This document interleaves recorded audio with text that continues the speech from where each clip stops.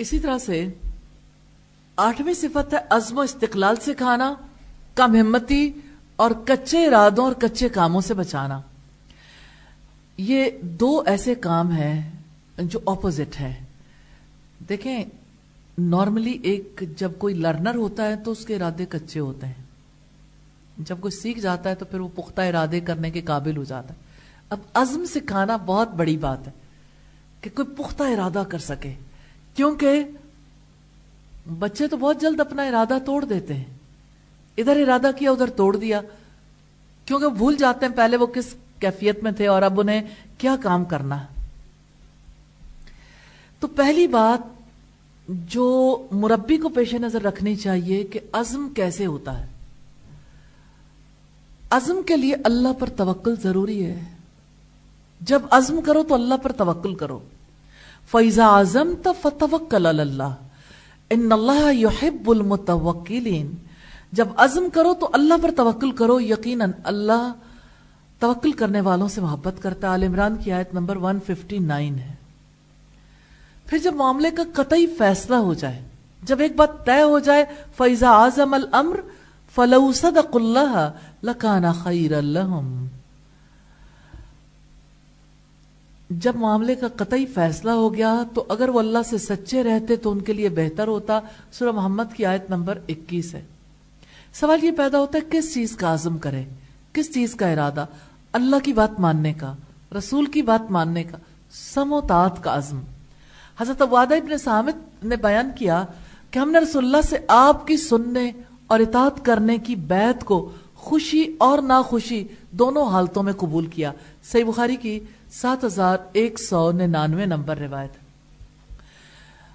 اور یہ بات بچوں پر بہت اچھے طریقے سے اثر انداز ہوتی ہے کہ 5 رسول ایسے تھے جو بہت پختہ عہد والے، عزم والے رسول تھے.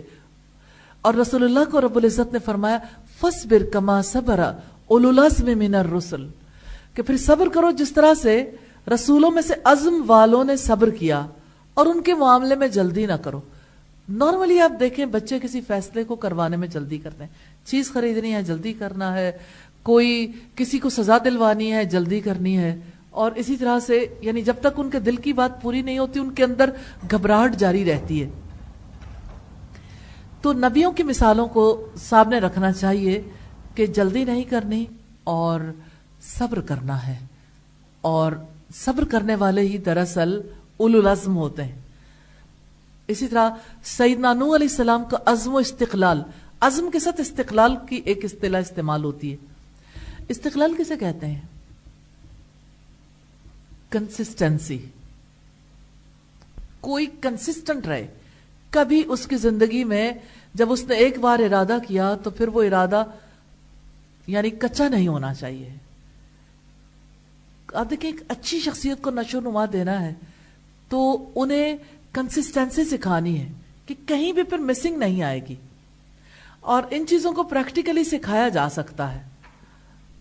اس میں کنسسٹنسی سکھانے کے لیے یہ ہے کہ جیسے دن اپنے وقت پہ نکلتا ہے، آپ اپنے وقت پہ کام کرتے ہو، وقت پہ سورج غروب ہوتا ہے، آپ نے وقت پہ فلاں کام کر لیا. ہمارے یہاں نمازوں کی پابندی کی وجہ سے کنسسٹنسی بہت اچھی طرح سکھائی جا سکتی ہے.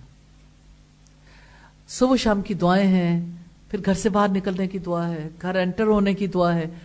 تو مختلف مواقع کے ساتھ ایک نیٹ ورک بنتا ہے نا دعاؤں کا، جس کی وجہ سے ہر بار ارادہ کرنا پڑتا ہے، ہر بار توکل کرنا پڑتا ہے. تو اس کی وجہ سے انسان کی شخصیت میں بڑی عمدہ چینج آتی ہے. اور بچے کو یہ سکھانا چاہیے کہ کبھی کوئی کام ادھورا نہیں چھوڑنا، جو بھی کام کرنا ہے پورا کرنا ہے. ہم جب چھوٹے تھے تو ہمارے والد صاحب ہمیشہ کہتے تھے کہ نیکسٹ ایئر کا پوری تیاری جو ہے وہ سمر ویکیشنز میں آپ نے کرنی ہے. تو اب ہمیں سب سے زیادہ یہ فکر لاحق ہو جاتی تھی کہ ابا جی کی بات ماننی ہے تو ہمیں پہلے اپنا جو اس سال کا ہوم ورک ملا ہے وہ تو ختم کر لیں. پھر ہمیں اس وقت تک چین نہیں آتا تھا، رات دن ایک فکر کے ساتھ ہوم ورک کر کے پہلے وہ ہوم ورک ختم کر لیتے تھے. اس کے بعد سکون کے ساتھ اگلی سٹڈی جو ہے اور اگلے بہت سارے معاملات شروع کر لیتے تھے. تو یہ ہے کہ جیسے اوقات کو ماں باپ فکس کر سکتے ہیں، جیسے مختلف چیزیں سکھانے کے لیے، اسی طرح سے ہوم ورک کرنے کے لیے. اور ہوم ورک کی چیکنگ بھی بہت زیادہ فائدہ دیتی ہے کہ جو کام کرنا ہے اس کو پورا کرنا ہے، ادھورا نہیں چھوڑنا. اور بچے عام زندگی سے زیادہ سیکھتے ہیں. مثال کے طور پر آپ بچے سے کہتے ہیں کہ جب اسکول سے آنا ہے تو آپ نے اپنی ساکس اتارنی ہے اور جوتے اتار کے آپ نے فلاں جگہ پہ رکھنے ہیں، اور بچے نے ساکس اتاری جوتے اتارے تو اس پہ آپ مطمئن نہ ہو جائیں، آپ اسے ادھورے کام سکھا رہے ہیں. وہ اپنا کام جب تک اینڈ تک نہ پہنچا دے، آپ کی جانب سے گائیڈ لائن جاری رہنی چاہیے، اگنور نہیں کرنا چاہیے، ورنہ شخصیات خراب ہوتی ہیں اور یہ عادتیں بری ہو جاتی ہیں، بری عادتیں جو پختہ ہو جاتی ہیں.